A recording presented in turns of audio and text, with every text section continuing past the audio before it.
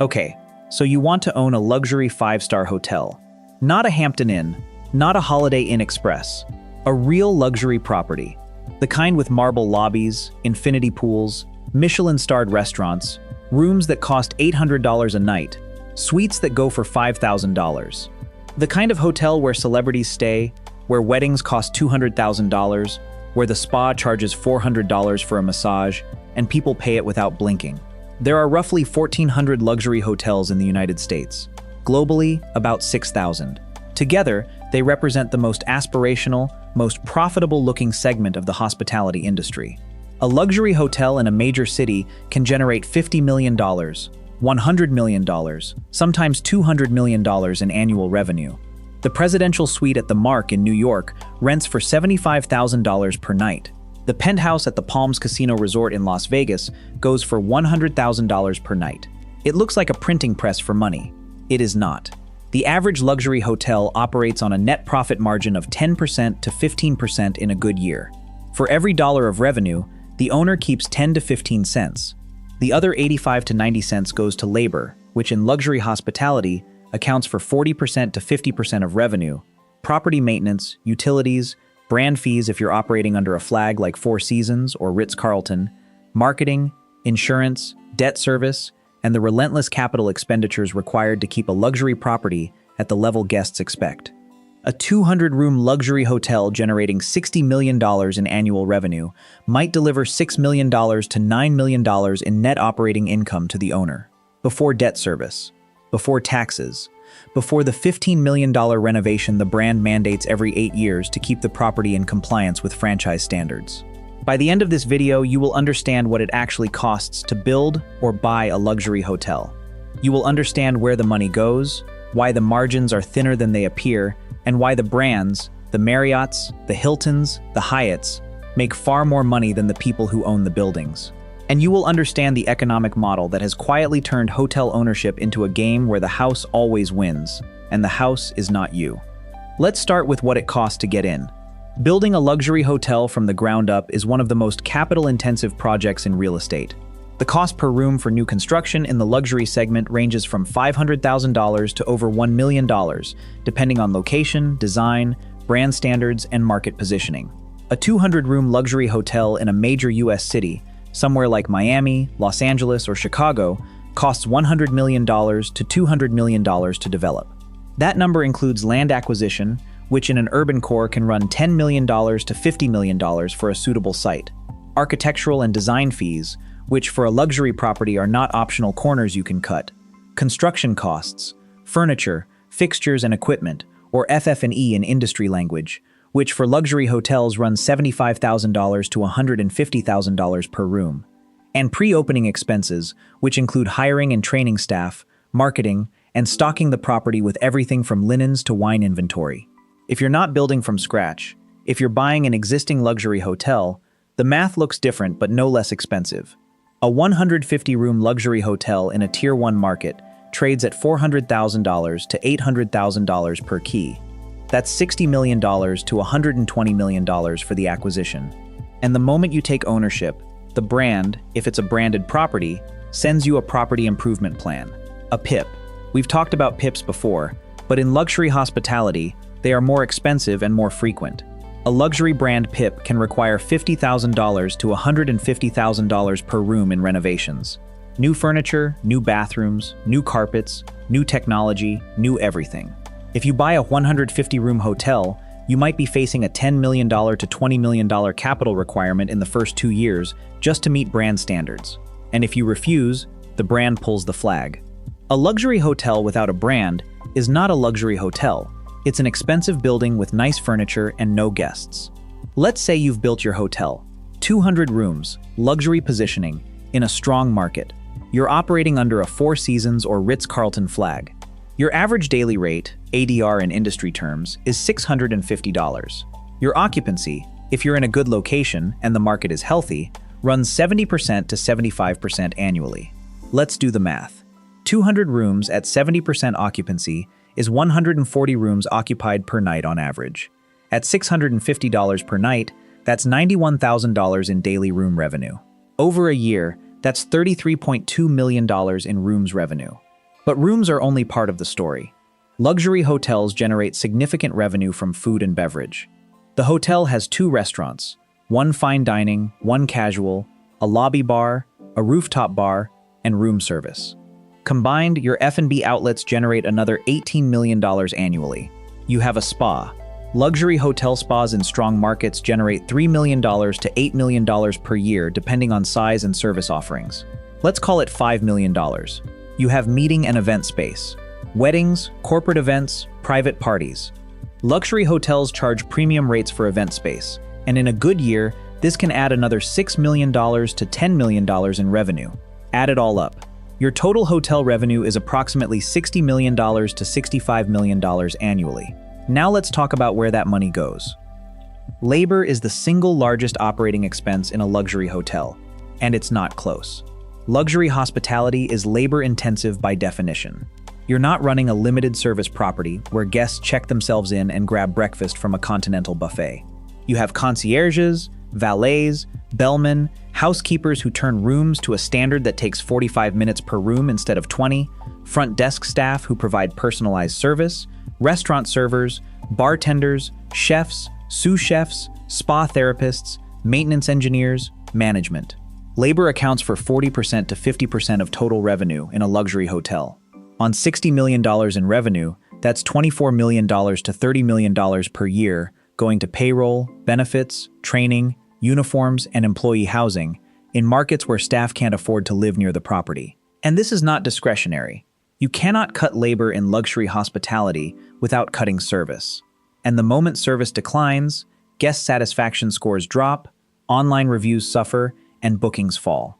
The entire value proposition of a luxury hotel is the experience. The experience is delivered by people. If you don't have enough people, or the people you have aren't well trained and well compensated, the experience degrades, and you're no longer a luxury hotel.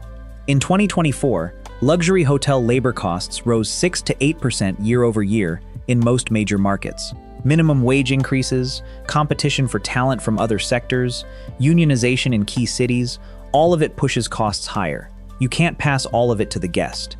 Rate increases are constrained by competitive dynamics and demand elasticity, so labor cost inflation eats directly into margin. Next comes the cost of goods sold for food and beverage. Luxury hotels don't serve prepackaged croissants and drip coffee. They serve house-made pastries, artisan breads, locally sourced ingredients, premium liquor, wine lists with bottles that cost $500, $1,000, sometimes more.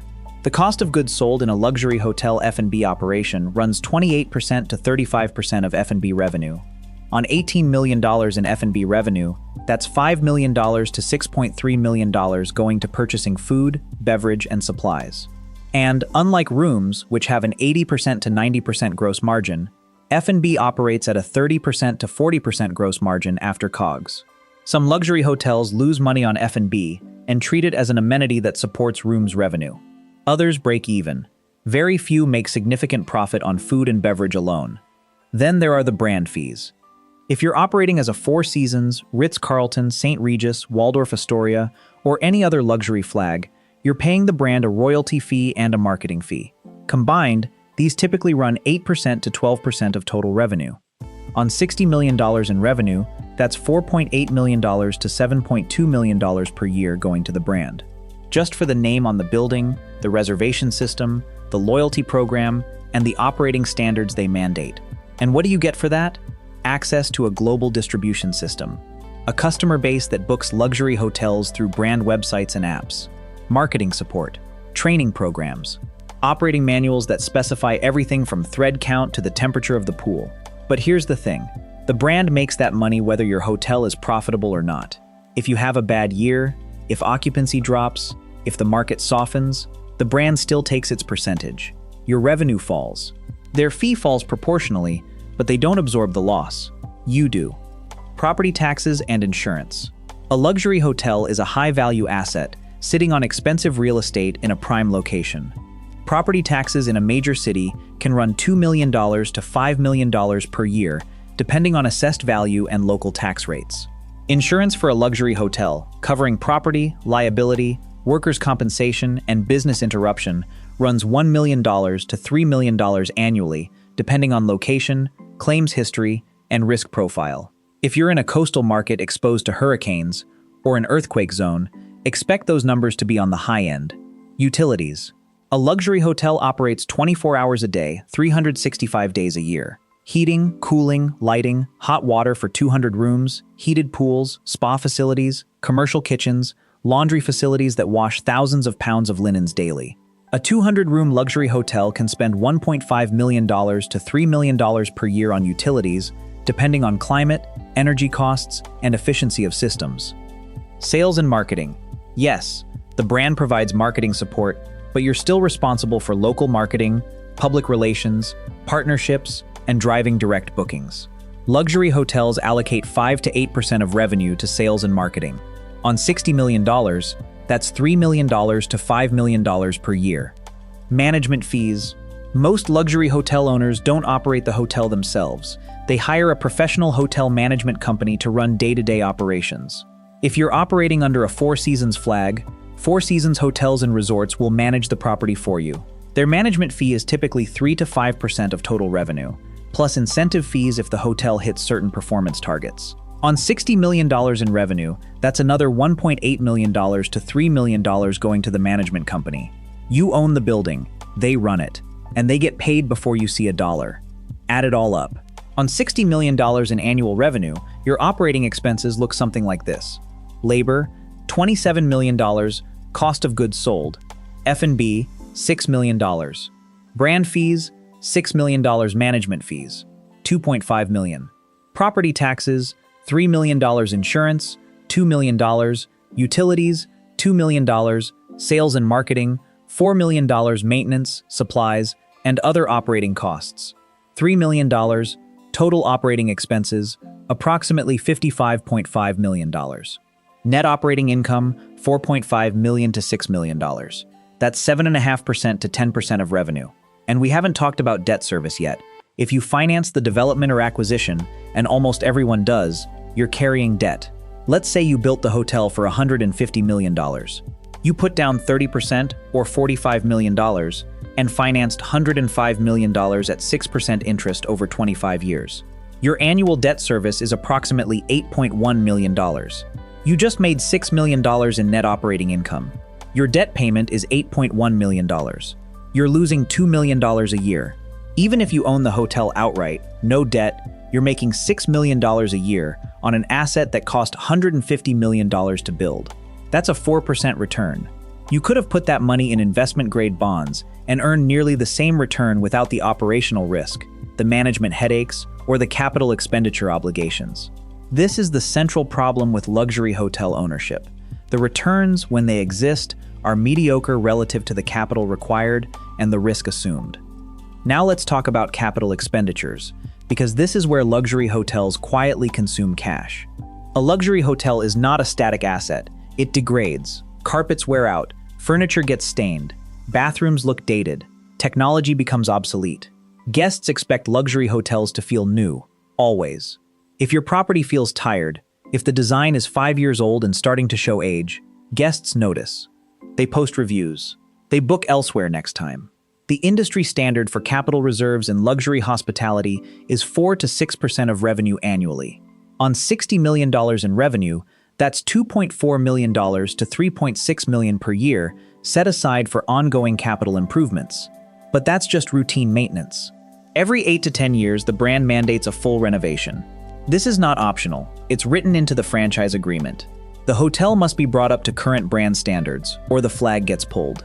A full luxury hotel renovation costs $100,000 to $200,000 per room. For a 200-room hotel, that's $20 million to $40 million every 8 to 10 years. Let's assume $25 million for a mid-range renovation.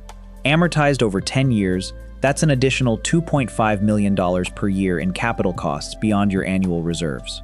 So now, on top of your $8 million in debt service, you're setting aside $5 to $6 million per year for capital expenditures. Your $6 million in NOI doesn't cover it. And this is why luxury hotel ownership, for most individual investors, is not a cash-flowing business. It's a long-term appreciation play. You're betting that the asset value increases over time, that in 15 or 20 years, when you sell, The property is worth $250 million instead of $150 million, and the appreciation covers the years of low or negative cash flow.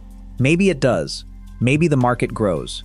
Maybe your location becomes more desirable. Maybe demand for luxury accommodations increases. Or maybe it doesn't. Maybe another luxury hotel opens 2 blocks away. Maybe a recession hits and corporate travel collapses. Maybe a pandemic shuts down travel for 18 months, and your revenue falls 70%, while your fixed costs stay the same. Let's talk about who actually makes money in luxury hotel ownership, because it's not usually the person who owns the building. The brand makes money. Four Seasons, Ritz-Carlton, Mandarin Oriental, they operate on an asset-light model. They don't own the hotels. They manage them and license their brand. They collect fees, 8 to 12% of revenue, on properties they didn't build and don't own. Their capital investment is near zero. Their margin is extraordinary.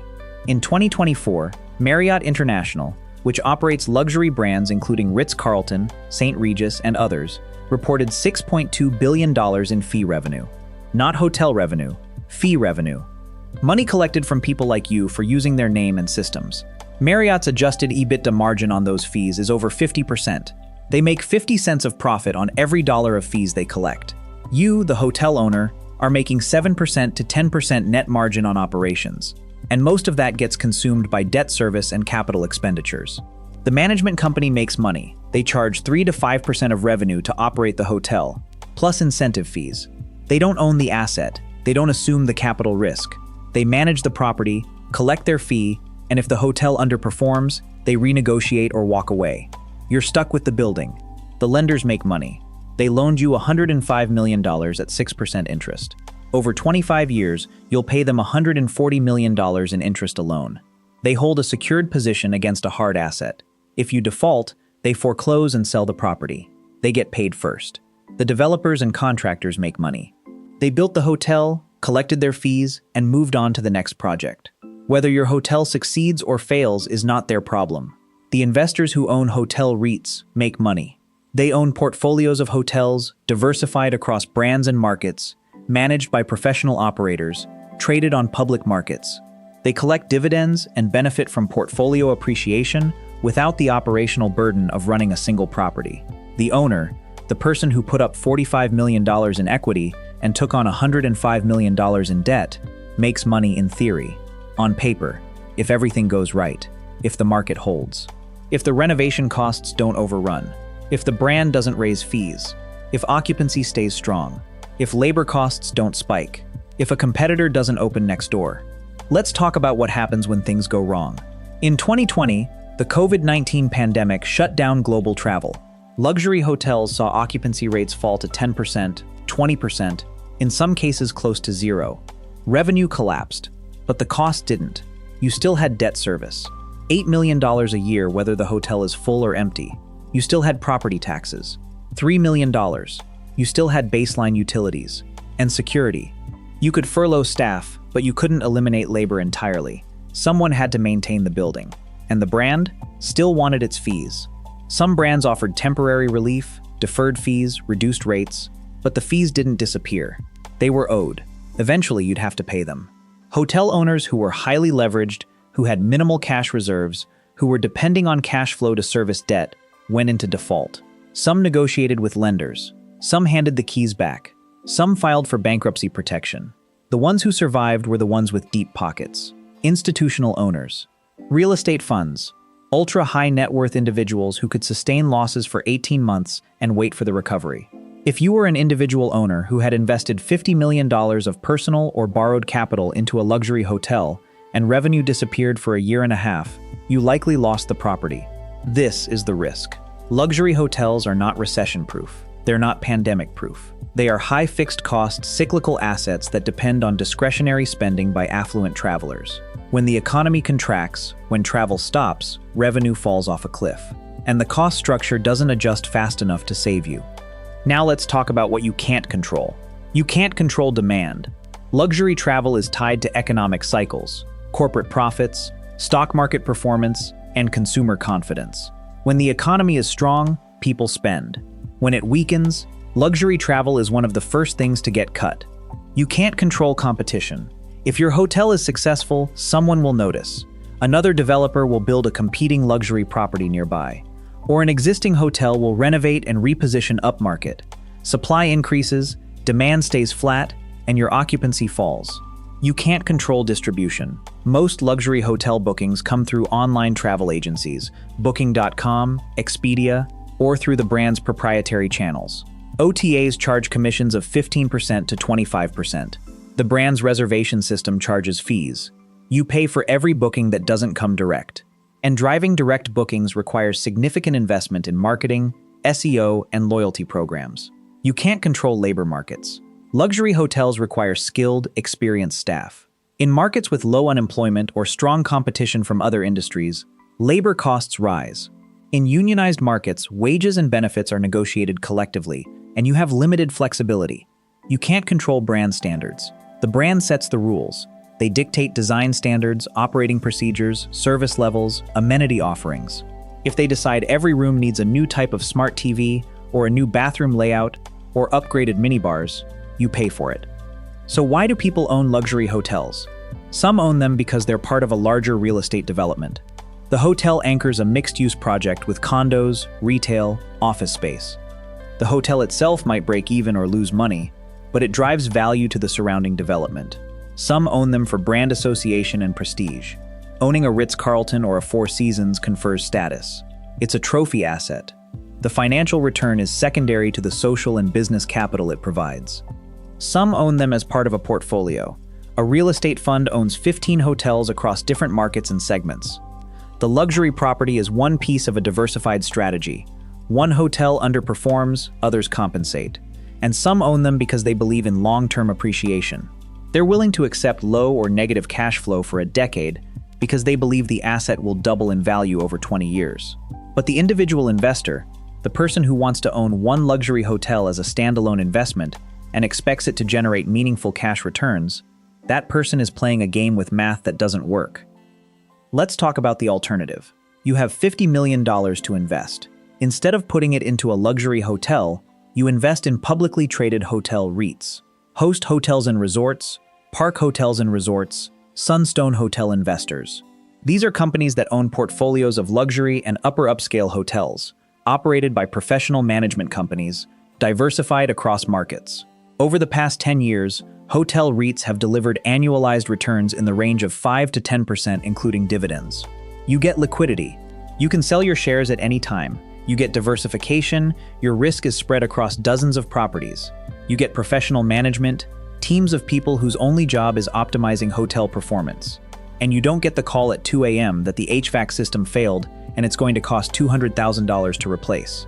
If you had invested $50 million in a luxury hotel in 2015, and the hotel performed at industry average, you'd have collected modest cash flow, spent millions on renovations, dealt with operational headaches, and your equity value today might be $60 to $75 million, depending on the market. If you had invested that same $50 million in a diversified hotel REIT portfolio, your value today would likely be in a similar range, possibly higher, and you would have had liquidity, diversification, and none of the operational risk. The hotel ownership model, at the luxury level, is not designed to enrich the individual owner. It's designed to provide stable, long-term appreciation for institutional capital while generating fees for brands, management companies, and lenders. There are approximately 1,400 luxury hotels in the United States. The number has grown over the past decade as brands have expanded and developers have chased high-end travelers. But ownership has consolidated. Fewer individual owners, more institutional funds, more REITs, more foreign investors using U.S. luxury hotels as a store of value. The luxury hotel business is not a bad business. It's a business that works at scale, with diversification, with professional management, and with patient capital that doesn't need cash flow today. It's a terrible business for someone who wants to own one hotel, generate meaningful income, and not spend the next 20 years managing renovations, negotiating with brands, and hoping the market stays strong. The economics are clear. A $150 million hotel generates $60 million in revenue, produces $6 million in net operating income, pays $8 million in debt service, and requires $5 million a year in capital expenditures. The math doesn't close. Not for cash flow, not for yield, only for appreciation, and only if you can wait long enough and survive the downturns. The brand will tell you it's a great investment. The management company will show you pro formas with optimistic occupancy and rate assumptions. The lender will approve the loan because the asset is hard collateral, but the brand makes money whether you do or not. The management company gets paid regardless of performance. The lender gets paid first, and you, the owner, get what's left, which in most years, after debt, after capex, after fees, is not much. The lobby is beautiful. The suites are stunning. The rooftop bar has a view that makes people pull out their phones. The guest reviews are glowing. The hotel is full on weekends, strong on weekdays, and the restaurant just got a Michelin star. And at the end of the year, after all the revenue is counted and all the costs are paid, you're breaking even, or losing money, or making 3% on a $150 million investment while taking on operational complexity and capital risk that never stops. The luxury hotel business is not about owning a hotel. It's about owning the brand, the system, the distribution, the loyalty program.